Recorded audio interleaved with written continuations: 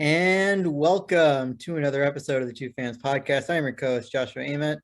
And I'm your other co-host, Ari Jesselson. And before we get into most of the news and exciting stuff that's happened in the past week, we've had another week of football. We've had the end of the regular season in baseball, and we're going to get to all that in a little bit. But some disturbing news came out over this past week from the National Women's Soccer League that deserves our first and foremost attention. So we're just going to start with that. Yeah, and just as a heads up, this might be really hard to listen to, so viewer discretion is kind of advised for this segment. But National Women's Soccer League Commissioner resigns, Paul Riley, after investigations of him being sexual coercion, sexual assault, basically. And I think it's important to bring this up because I know we like to take sports as escapism from reality. But the issue is that's not the case at all. And these are issues we do have to bring up both inside the sports world and outside the sports world. And it should be known that Paul Riley, just like anyone else who does this, should be acknowledged and punished for his heinous actions. So I think it obviously is hard to talk about this for a lot of people because sometimes you don't want to bring it up. Sometimes you don't know what to say. But just acknowledging it is the best thing to do, and to acknowledge how bad Paul Riley is as a person, how much of a piece of shit, for lack of better words, he is important to bring up, and hopefully justice will be served. Absolutely. Of course, this comes off the heels of allegations made against a coach of the North Carolina Courage, who in a similar sense allegedly sexually coerced players from that team. In response, the league has canceled all games throughout the weekend as an attempt to hope to let the community heal. And I mean, there's not really much more to add other than we have to just acknowledge, like, this world sucks. This shit happened. And I'm sure we all hope steps will be taken in the future to ensure that this never happens again. Definitely. Like, I don't know what more to say. It's going to be hard to transition after that, but we just have another week of football. Yeah, we did. And I will just say, because we do this on a Monday, so we don't get we don't get time really to react to the Monday night games. I just want to say right now, before we forget, Manning cast, hell yeah. Yes, I am. First of all, I am sad that they're taking hiatus to week 8. Most likely. Wait, the what? Yeah, they're on hiatus. No. Yeah, I think it's week 8. Yeah, because how did I not know that? And listen, with how dull ESPN is in the modern day, they're just killing. They're shooting themselves in the foot. But was that because of like punishment for Eli Manning, flipping the bird? Also, I feel like, if you don't know, Eli gave the bird while talking about Eagles fans, which was fucking hilarious. But it's probably some stuff like that, like, hey, you can't give the bird on live TV. You can't say this word on live TV. You can't say shit on, like, all that stuff. It probably is that so they can get more familiar with, like, actual live broadcasting, you know, because everything's live. If he says something inappropriate, it's going to be live TV. Which, yeah, I think incredible. I love the dynamic they have. I love how Eli plays like the little brother, just like an absolute little piece of shit. I think the dynamic's great. I think it's fun. And it's a great way to get into football. Like, they do explain actual stuff. These are two, maybe you can make the argument for 2 future Hall of Famers telling you how the game is played. Like, it's just fun watch. It's great entertainment, and especially if you want something it's like, I heard how someone describe it as great background noise. You can focus on it, and yet you can focus on something else, and it's gonna be great no matter what. And I gotta agree, just fun entertainment. Yeah, I mean, like what, like two guys who know each other pretty well talking about football, like who could want any more than that, eh? Yeah, Hey, honestly. you see where I'm going with I that? get it. I get it. I get it. But something not fun from that Monday night was probably Eagles fans. Because last Monday, Cowboys Eagles, it was a slaughterhouse. Like, Eagles might be extinct right now. 41-21 defeat. Cowboys claubered. Yeah. Dak No, Prescott, 21 for 26, 238 yards, and 3 touchdowns. Just great. yeah, this Cowboys team, like they're legit. They're three, like I know it's a shock to a lot of people to say that a team from the NFC East is good, but the Cowboys actually are good. And I hate that I have to admit it. Because they're 3-1, and their loss came opening night to the Bucks, and that was a pretty good showing in and of itself. It was, and there was some drama to that game. You could obviously make the case how refs kind of screwed over the Cowboys, which I'm fine with that. But yeah, I this mean, is no longer They also did help in that Chargers game. Like, was Herbert really sacked there? The forward progress not moving. In any case, officiating, I think, in just about every single game has just not been good. Like, we have to just like there's no like one thing in particular. It's just like every game that's like within one score, you can point to the last 5 minutes, and there is at least one call where you're like, really? Yeah, it's been weird this year. I think just like this entire NFL season, there's been a lot of iffy calls, been a lot of weird calls, been a lot of what the fuck calls. But officiating needs to be better. That taunting rule definitely doesn't add to the terrible officiating this season. But yeah, hopefully that does improve in the future. And if not, I'm excited for replacement refs 2.0. Hey. I So kind of lost track where I was going with the Cowboys. So I guess I'll just end with Dak is, I think, looked Dak is back. yeah, and That's better it. than probably any of us could have hoped for, which Thankfully, that at least is something good. at least Dak is doing good. That's it. I'm happy for that. Yeah. But yeah, they're no longer tank division. So do we say the AFC South is tank division now? Because this week kind of proved that it doesn't really look that good. All right, now the Jaguars we already knew about. The Texans we already knew about, and they ran into a powerhouse in the Bills. I can talk about that a little bit later if you I mean, you want, are a because I Bills fan, want so to you talk know. about anyone who was questioning why I didn't trust the Titans. They just lost to the Jets. You see why? You gonna ask me again? Now listen, I understand that AJ Brown and Julio Jones were both out of the game, but can you go check that injury report again and make sure that the entire defense wasn't a game time decision there, because they gave up 27 points to a team that scored 20 through the first 3 weeks.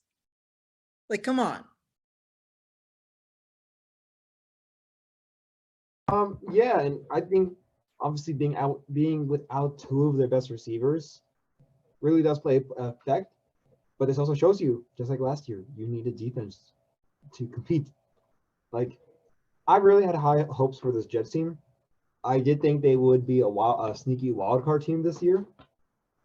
It could still happen, but it doesn't really look the case. But yeah, Zach Wilson had a pretty strong suiting, and the Jets showed they can compete. But is this more, oh, the Jets could be good, or is it more, did we overestimate the Titans? And I think we got to find that line. And I think I'm leaning more to the Titans part. Yeah, and of course, they're not the only team that's gotten off to a disappointing start in the AFC South. The Colts, with a little bit of bad luck in terms of scheduling, in terms of injuries, have been 0-3. They just picked up their first win yesterday, beating the Miami Dolphins 27-17. And again, this is one like I don't know how to judge it just yet because the Dolphins also had a bit of a disappointing start, and you can point to the fact that they're a little bit banged up. Of course, no Tua for a couple of weeks, but also at the same time, you can look at the Colts and give the same argument. Of course, Carson Wentz hasn't really felt like he's been 100% healthy the entire season. I mean, he played this week without Quentin Nelson. Don't really know where he is in terms of long term. Is he going to be healthy or not? And of course, like I feel like if both of those guys, like we can guarantee their health, the Colts, I still feel like can go somewhere, but that's heavily dependent on those injuries. Yeah, of course. And quoting Nelson was put on IR. The estimate is at least 3 weeks, so he will be gone for some time. But the Colts, yeah, you trusted an injury-prone quarterback to take the leap. Obviously, he's not going to be 100% ready no matter what point afterwards, you know. And it's hard to say because Carson, when he's healthy, is a great quarterback. Like look at what he's done with those Eagles teams before. I think they also had a momentum change now, but it's also again, it's the Dolphins who are also kind of banged up, who did lose some key pieces in defense last year. Like we can't really trust. I feel like it's still an iffy area to trust kind of both teams on where everything is and how everything should stand because like you said, they're both banged up. They're both kind of underwhelming this season. I think we got the time to take a course to see where they land.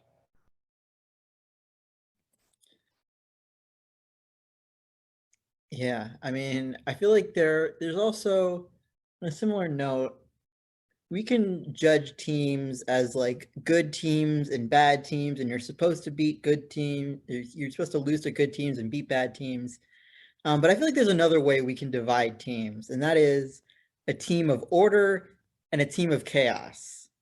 Now, what do I mean by that? A team of order is going to lose to a team like the Bucks or the Rams or a good team, and they're going to beat the Jets or the Giants, who both won today in overtime. Which, by the way, first time the Jets and Giants both won in overtime on the same day.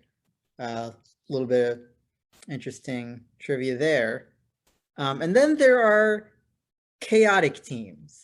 And the biggest example I can think of is the Minnesota Vikings. This is a team that goes toe-to-toe, like a chip shot field goal away from beating the now undefeated Cardinals, that takes care of business against the Seahawks, and then just holds the Browns to 14 points and only scores 7. Like, I don't know what the Vikings are supposed to be, if not just a team that's gonna change a couple of records here and there. Yeah, and I don't get it because usually it's I gotta think about it for the Vikings. I know what I can say for the Browns, but the Vikings, they always have the talent. They always have the guys. And usually they're just a field goal away from missing stuff. This is not the case. And the thing is, you really can't blame that many people. I mean, Kirk had a pretty average game. I mean, 220 for 38, 203 yards, a TD, interception. I mean, going against that Browns defense, yeah, it's going to be hard to put up incredible numbers, but he did put up pretty decent numbers. You gave Dalvin the ball 9 times, which he didn't really do much, only 3.8 yards per carry average, 34 total yards of the game. And passing was decent, but they have every tool. I don't get what the Vikings are doing. Because year after year after year, the Vikings should be a lot better. They should be sleeper teams. But no one considers them because you just know everything's going to crumble of the stupidest things ever. And for the Browns, that was ugly. The defense was incredible. And that's what good teams do, though. They win in city situations no matter what. But I think this is one of the worst Baker performances I think I've ever seen. And he's usually not this inconsistent. I mean, yeah, the beginning of last season, yeah, his beginning was kind of iffy, and then he got worked a lot better. I don't get what happened now. He performed better against a Chiefs defense. I don't get what the Vikings are doing, but hopefully Baker doesn't regress. I guess that's what I could say. Vikings, you're just kind of in this limbo. I think we all kind of expected. It just happened sooner than we thought. I mean, yeah, Baker did do a pretty good job against the Chiefs defense. You know who else did a good job against the Chiefs defense? Basically any offense they played. Like, I know that like the past couple of years, the Chiefs have been the de facto team to beat, but let's just say it.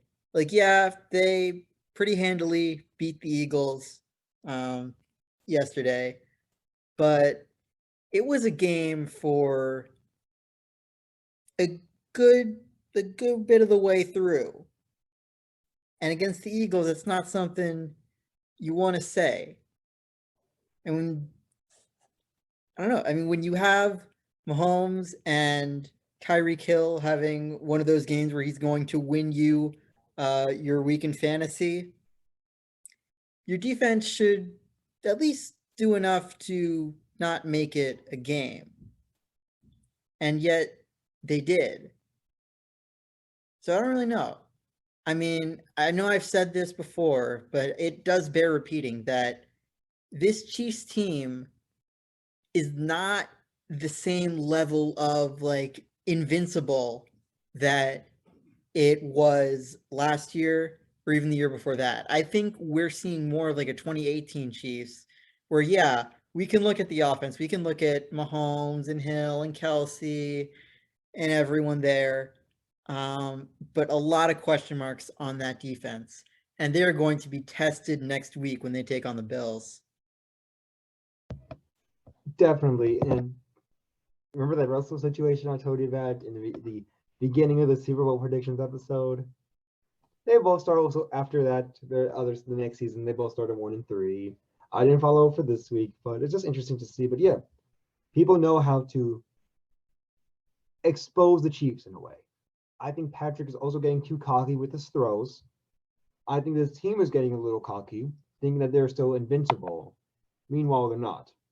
It's kind of like that first incredible. It's like that MVP Lamar Jackson season where no one knew where to stop him, and then afterwards, people kind of figured out how to not stop him, but how to contain him in a way. I think teams have figured that out for the Chiefs, especially after that Super Bowl. The only difference is when Lamar advanced and found other ways to continue and to even grow what he's doing, the Chiefs are still kind of doing the same old thing, chucking it down deep, do a no-look pass, help make sure your defense holds up, and just keep it flashing.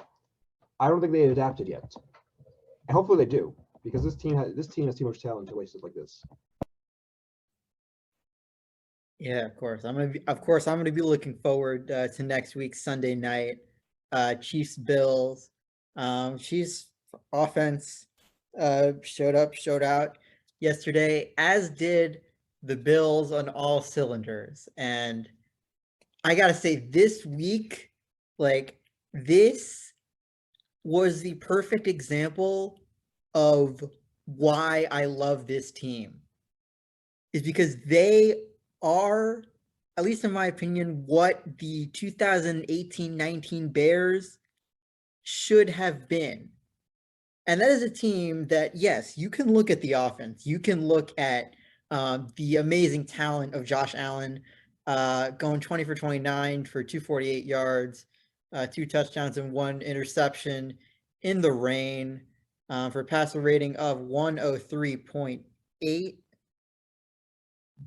But that's really not the story of the game.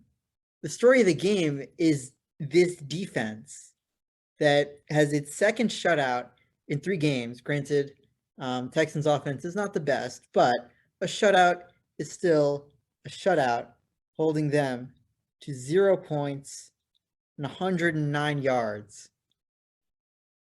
I mean, I don't even know what to say about this defense. Like, you would be hard pressed to find a weak point so far.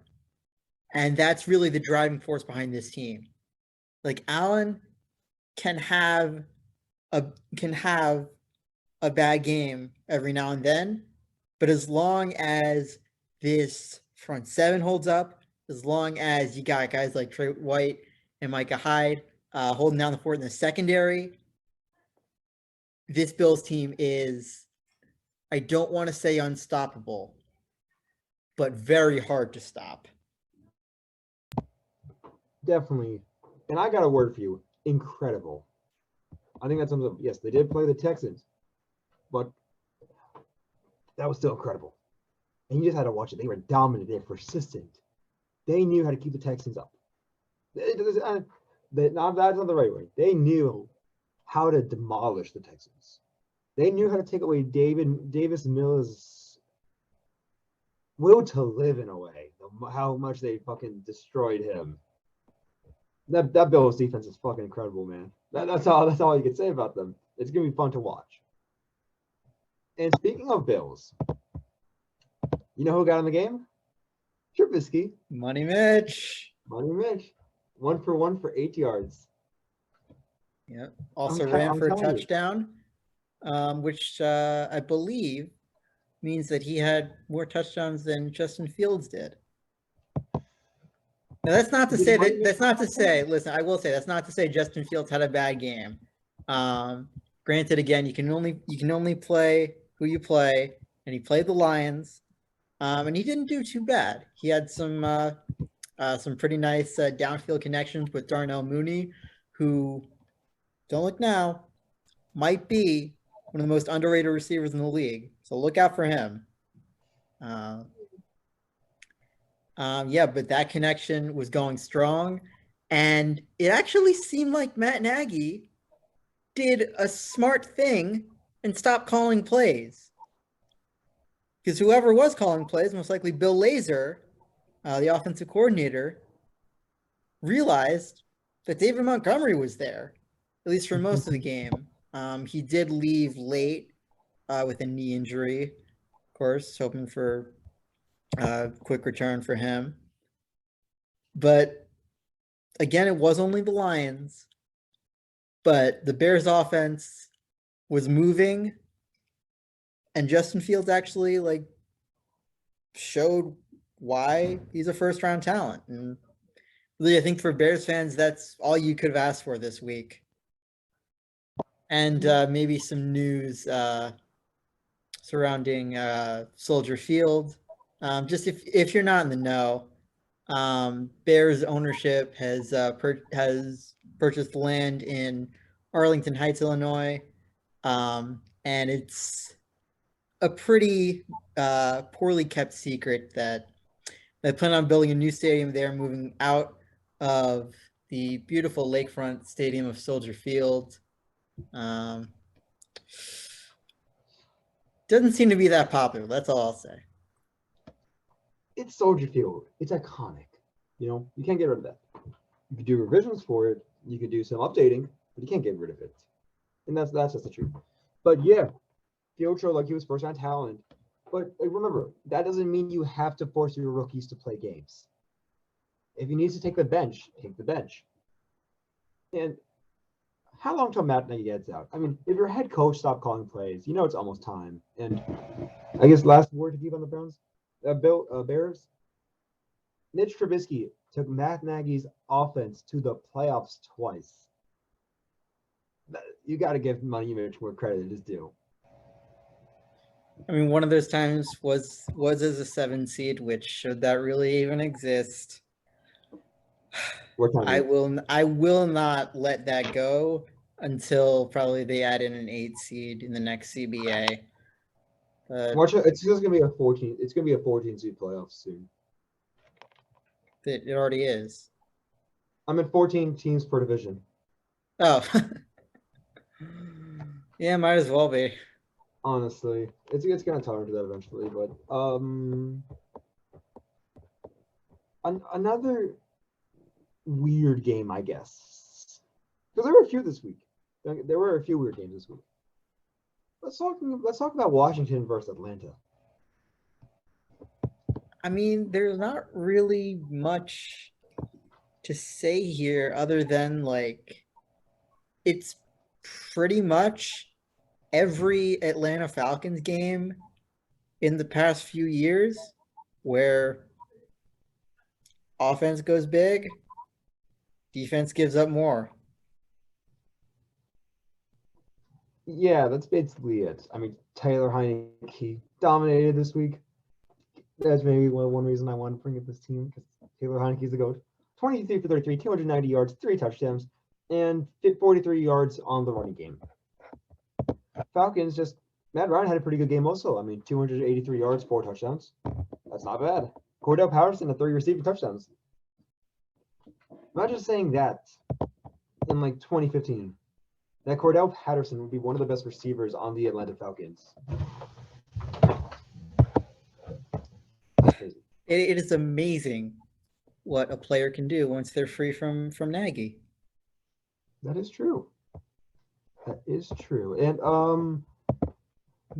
only Washington, despite getting a win, can also somehow get an L. And do you want to say it? I feel no, you're gonna deliver this better. The fucking FBI raided their facilities after the game. The head trainer was placed on leave, and the feds went in the facilities to investigate shit. Like, I don't think we're gonna get a full story anytime soon, but how? I can give you a bottom line. Sell the fucking team, Snyder. Yeah. This is all Snyder's fault. It obviously is. We're never not going to deny that. Fuck Snyder, fuck Spanos, you know. But just NFL, you're letting this happen. This is going to be bad publicity for you. This is going to be bad publicity for the team, for the league, for everything. You can't let this one man have so much power. You got to force something in. Maybe I'm saying there's a salty fan who fucking hates Snyder's guts, and I am. But enough is enough with this guy, because he has something involved with this, and you know that, and we all know that. Snyder probably has a role in this in what's happening right now. At one point, you got to enforce some stuff with him. Force him to sell the team. Give it to us. We'll love it. Yeah, no argument there. Let's talk about the Thursday night game, because Thursday night games are interesting now. That's just like a thing, right? Yeah, like, that's kind of weird. But Bengals Jags came down to the wire basically. 24-21 Bengals. Just to give Jacksonville some credit, I like what they're doing. I sort of like what they're doing. They're improving week after week, and yeah, Urban Meyers, as much of a kind of shitty guy he might be, he is still a rookie coach. He's still only he's only 4 games in as a head coach. We do have to give him at least one season to truly determine how bad he is. But Jacksonville has been slowly improving week after week. And while you didn't have to get rid of Gardner Minshew this year, and he could have started while Trevor was on bench, you could also fix your defense. You could also not draft a running back when you have a top 15 guy in the league. They are slowly improving. And you got to give credit where credit's due. But Joe Burrow's also back. I mean, yeah, small victories for the Jaguars, I guess. Like, you got to give them credit. You got to give them something at this point, because soon they're gonna break the longest losing streak in a row. They're gonna break that record soon. Yeah, and of course they're going to get their obligatory tie at some point soon. If you want to know why I'm so confident in that, I raised you the question of the last team to draft a quarterback at number 1 overall and then not tie. You have to go a bit of a ways back. Jared Goff, the 2016-17 Rams. Huh. I was gonna say Andrew Luck, but I probably would have been wrong. No, Baker Mayfield, Kyler Murray, Joe Burrow, all of them tied. The team tied their first year. So, that's true. So hopefully they do get. I mean, they do play the Texans again. Yeah. How great would it be if they're both looking for their first win ever in the year and they somehow tie it? I mean, did you not know week 1? No, but they play again. Oh wait, yeah, fuck. Yeah. I still can't leave the Yeah. Well, cause that's because Tarado's in. I forgot that he got hurt. And I got sad again. He deserves better. And I said that last week, and I will say that again. And we'll say that till the end of time. Honestly. And also Hey, don't look now. Bengals are 3-1. No, they are. The AFC North is a tough division, especially with the Steelers. Yeah, I don't. Yeah, what like? I know that Big Ben is getting worse, and with it, the Steelers' offense is getting worse. And I don't really know what I expected from them this season, but it was not this. I'm happy it's this though. I'm not gonna lie. I kind of did expect this, but taking more time. I didn't expect the crash to be so sudden. I mean, you're 1-3. You're bottom of the AFC North, where all teams are 3-1. You got to bench Ben. Yes, he gives you good passing yards, but he's stiff as a tree. He lost his biggest assets as a quarterback, which is evading the tackle, getting out of the pocket, and his arm strength. He lost all 3 of that. It's time to bench him. You don't have to cut him. You don't have to do that thing, but you got to figure out your quarterback situation. Am I happy they suck? Yes. I'm not gonna lie. I am laughing about that. Is there anything you can do about this? Yes. Actually implement the Steeler way and the Steeler culture you keep talking about. Because how the Steeler way works is it happens to everyone besides your big players. You let AB run around all over you. You let Le'Veon Bell run everywhere besides the field all over you, and you're letting Big Ben do that right now. If you're going to have a system of this tough team that follows the rules, that has the strictest policies, that always wins games, actually do it. Bench Big Ben. You know it's time. Everyone knows it's time. Your division rivals are telling you it's time to bench him, except for you guys. And Randall Cobb, 69 yards, 2 TDs. He's back, baby. Woo-hoo. Still have the mental scars. Yeah, some PTSD, but hey, you're a Bills fan now, so it's all good. Yeah.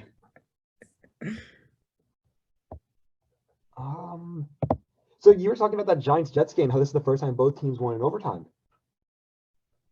Yeah, Jets over the Titans, who we talked about there, and Giants over, I guess, another chaos team. What is up with the Saints? They're like literally like Jekyll and Hyde, like odd weeks. They're Super Bowl champs, even weeks. What? Hey, if that's true, at least they'll finish. At least they won't finish 8. They can't tie anymore, but at least they'll finish 9-8.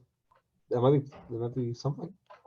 But yeah, 27-21 Giants in overtime, and I don't know what to say.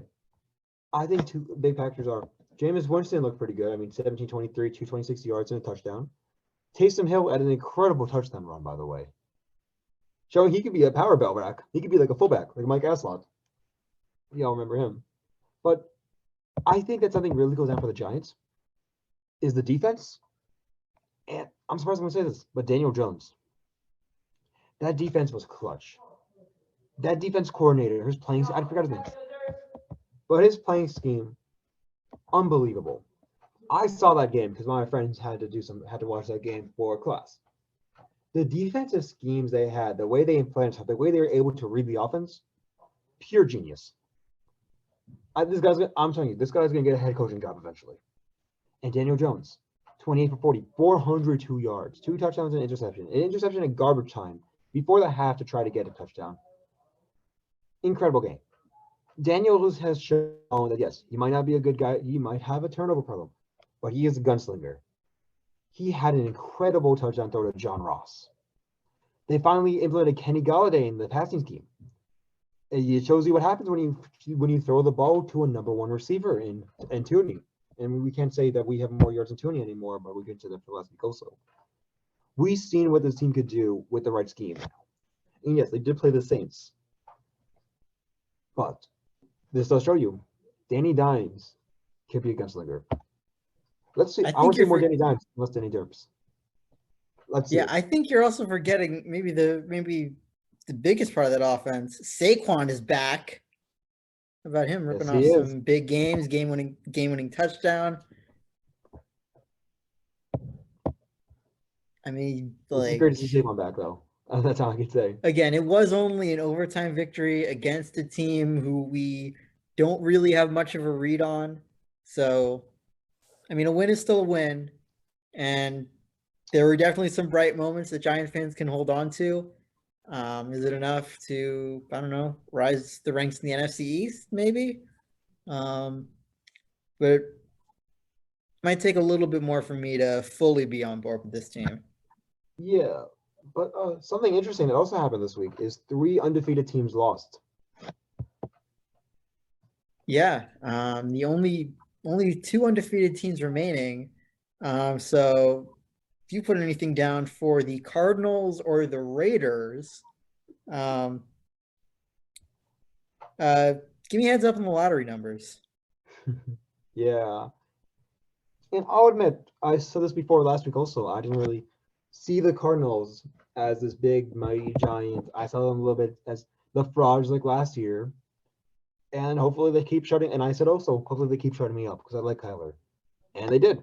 They beat the Rams, the also before undefeated Rams, 37-20. Kyler Murray, 24-32, 268 yards, 2 touchdowns. And he also had 39 yards rushing. That offense was dynamite last night. That's all I could say. They were able to run, not really run around. I don't know the right wording, but they were able to score on that difficult Rams defense. They were able to kind of hold down Matthew Stafford, who's been playing godlike these past few weeks. They were able to hold them down, but yet they were able to also show up, both offensively and defensively. And it was a fun game. But Rams fans, don't be disappointed. This still was a great showing from all your guys. You just so happened to play the Cardinals.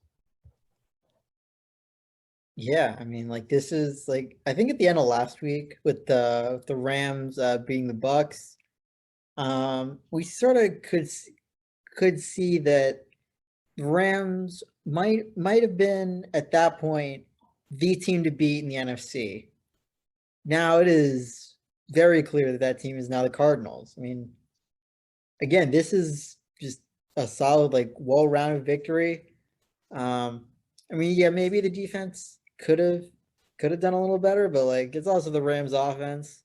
So you limit them as much as you can, and you just let your offense ball out, and Kyler Murray can sure do that.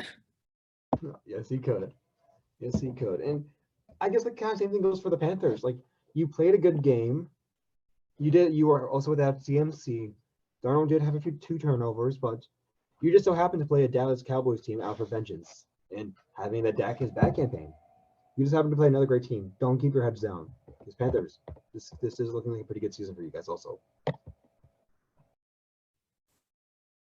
Yeah, another team that was 3-0 at the start of this week, the Denver Broncos.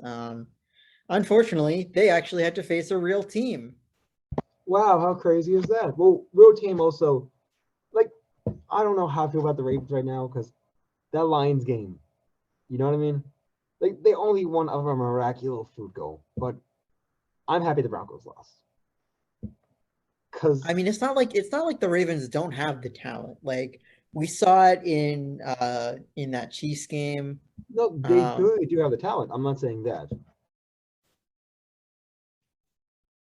you just muted yourself. But you just muted yourself. God damn it. Okay, so they do have the talent. Maybe it's a finishing issue they have, which, same here, brother. Of course you know. God, I wish we do edit sometimes. But I can no, try. I no. can. You know what? I'll edit this out. I'll cut it in like so 5 seconds ago. From before from. You know Yeah, what? We're no, just we're going okay. to ignore everything that might have happened. It's going to be a pain for me to edit, especially since I am No, we can keep this in. a It doesn't little bit matter. out of it. But No, we can keep it, honestly. It's no big deal. I'm a virgin. All right. Well, that's going to be a decision for future me to make. Yeah. So if What it have is, we? Oh, we didn't even talk about the uh, big ending. The Ravens rushed for 100 total yards at the end of that game. And I mean, on the last play of the game when they could have kneeled, which upset some people on the Denver sideline. But like, I don't know. My the take game on was it over is, already. yeah, like That's it. no harm, no foul. Like Harbaugh clearly cared enough about it to run one more play. Like Yeah, I say go for it. Like exactly. If the roles were reversed, you definitely would have gone for it. You know, like if it was the Broncos in that situation, going to tie a record, they would go for it.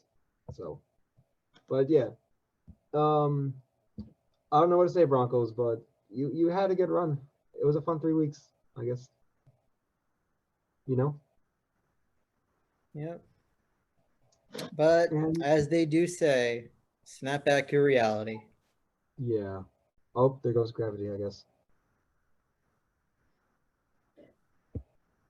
I definitely feel like we're missing some. Oh, Seahawks I know what we're 49ers. missing. What? Seahawks 49ers. Oh, yeah, that too. Yeah, Seahawks. I also don't really know yet. Like, are they just another chaos team that is just gonna like play games and win or lose depending on I don't know, like some other like random factors? I realize that sounds like any football game when I say it out loud, But I get what you're but saying. Like the just 49ers, feel me. I do. No, the 49ers, it seems like they let fate decide what's going to happen. You know, they have chances to win by a lot, but they let their fans build up the blood pressure, get the heart attacks, and then let reality set. It's always such a close game. And that's always what they do. They let fate, they don't let their talent decide games. They let fate decide games. They let the random chance, like, oh, we might get this first down in this play, instead of, yeah, we could do this. And I think that's their issue, if that also kind of makes sense. Yeah, I mean, granted, the Niners had some injury issues today, even more so than normal. You had Jimmy Garoppolo had to leave the game midway through, and I mean Trey Lance did about as good as a job as you could ask for. Um, but also during warmups, Robbie Gold, um, for whatever reason, something was off with him, which meant that their punter, Mitch Wisnowski, had to do double duty as the kicker too, which I mean, I'm sure it messed with, I mean, field goal opportunities, whether you kick or you don't make it, whether you probably take more points when you have Robbie Gold, and if you Yeah. don't, so like there are like we can say this every year that there are always some injuries that the Niners just can't overcome. Um, I pray this one isn't it because nobody, and this is not just from my own experience, nobody wants to see a team that can do everything except kick field goals. Yeah, I feel that. But damn, yeah. I don't know. I don't know what to say, honestly. Um, I don't know why. well, Sorry, I sorry, sorry. think we're okay. Well, I think we are only missing one game aside from, of course, the Monday night matchup upcoming between the undefeated Raiders and Chargers. It'll be a good game. Yeah, it will be. I mean, both teams have been surprisingly good, like AFC West as a whole. Yeah, yeah. Listen, history was made yesterday. Also, how can we forget that? The play itself, like I wasn't really sure whether I was gonna watch the game or not, just like in terms of like schoolwork. My sleep schedule's a little off, but like that's all me stuff. But I knew I was at least gonna watch him break the record, and that was I didn't really know. Like he like got like the record exactly on a pass, and then they like gave him an extra yard. Very unceremonious. So like I don't really know That what to do happened, about honestly. that, but um I mean, yeah, if you don't know, it's Tom Brady's return to New England. If you're hearing this from us for the first time, then I would suggest you get that rock you've been living under taken care of. Yeah. But Um. about field goals. I mean, it's a 56 yarder that would have tied Nick Folk's career long. Um, ended up being a doink. And I mean, I don't know if you really like try to kick it from there. If I'm Bill Belichick, like you're in the rain. Folk is not who he was, and who he was a guy who could kick a 56 yarder at best. And I forget exactly what the yardage was on fourth down, but I think it was like 4th and 6, 4th and 5, something like that. Something That like that. it's a doable fourth down. So that's just me. Also, like credit at least to the Patriots defense for limiting that Bucks offense as much as they could. I mean, the biggest explanation I have for it is uh, is Steve Belichick just like was so familiar with like the sense of Tom Brady's brain waves that he could just like stick his tongue out and sense them. Because that's the only explanation I have for the many times the camera cut to him doing that. Yeah, that was very weird. Also, very disturbing, I would say. But I think for Belichick, it was more like, oh, let me prove to my ex that I'm doing better off without him. You know what I mean? That's kind of the vibe I got from last year. It's kind of the vibe I got from this game. If you don't know, I think NBC was they aired a commercial about Tom Brady's return, and for the music they used "Hello" by Adele. It was very funny. That's kind of all I gotta say about that. But very underwhelming game. Congratulations on Brady. You just proved again you're the goats. We kind of already knew that. And Patriots, you're 1-3 right now. Am I happy? Yeah, dynasty's about to end. But for your sake, you got to do something. I don't know what you could do, but you got to do something. First of all, the dynasty ended in the wild card game a year and a half ago. Second of all, like, yeah, the Patriots are 1-3, but they're still the second best team in the division, and they've been playing a lot better than 1-3. They have So been. there is that. Um,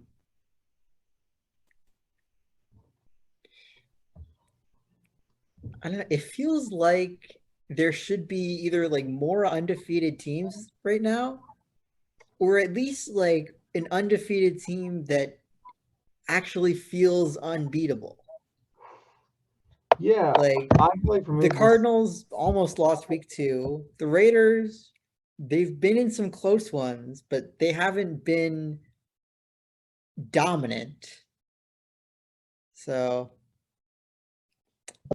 this season really like right now it feels wide open. And like as we're getting into like week 4, week 5, we're gonna be able to see sort of teams come into their own. Stats actually start to mean something as strength of schedules start to even out. Um, the season's getting into full swing. Yeah, and this is really where games kind of matter. Like, yeah, a team is 1-3 now, but anything can still happen. I think sooner as we go down the NFL season, more stuff is going to matter, obviously, and this is where we can truly judge a team. As of now, we can really only speculate, but anything can happen. For all we know, the Cardinals lose the rest of the season. For all we know, the Texans win the rest of the season. Anything can still happen yet. And it's still kind of early in the season. This is really no time to major panic, but this might be just the warning shot. But again, anything could happen. Indeed, anything could happen. And before we end off, I want to brush on baseball one time. We talked about on Friday all the many different wild card scenarios in the AL. And when there could have been a game 163, a game 164, we get the boring outcome. Red Sox Yankees. Yay. Yay. I'm so excited. Yay. Hey, on the bright side, one of those teams will not make the ALDS. So that is true. But on the other hand, one of those two teams or the Astros have a chance at the World Series, and that is not good. that is not good. But you know what is good? Yeah. You know what is good? In fact, the Blue Jays and Mariners aren't going anywhere anytime soon. I expect at least one of those teams to be in the playoffs next year, use this as some extra motivation. But we're running out of time here. It's October, so there's a lot of stuff going on in sports. Of course, we got the NFL in full swing. We got baseball playoffs starting. We got hockey starting next week. We got basketball starting the week after. This is the best time of year to be a sports fan. I'm going to say it. Exactly. And it's going to be fun. And we can. It will be. And with that, thank you so much for listening to us and bearing with us. We do this every single Monday and Friday. If you have any questions, comments, or something you want us to talk about, you can always leave a comment down below on YouTube or otherwise email us at number2fanspodcast@gmail.com. Without any last words. No, I think that's it. So until next time, we will talk to you then.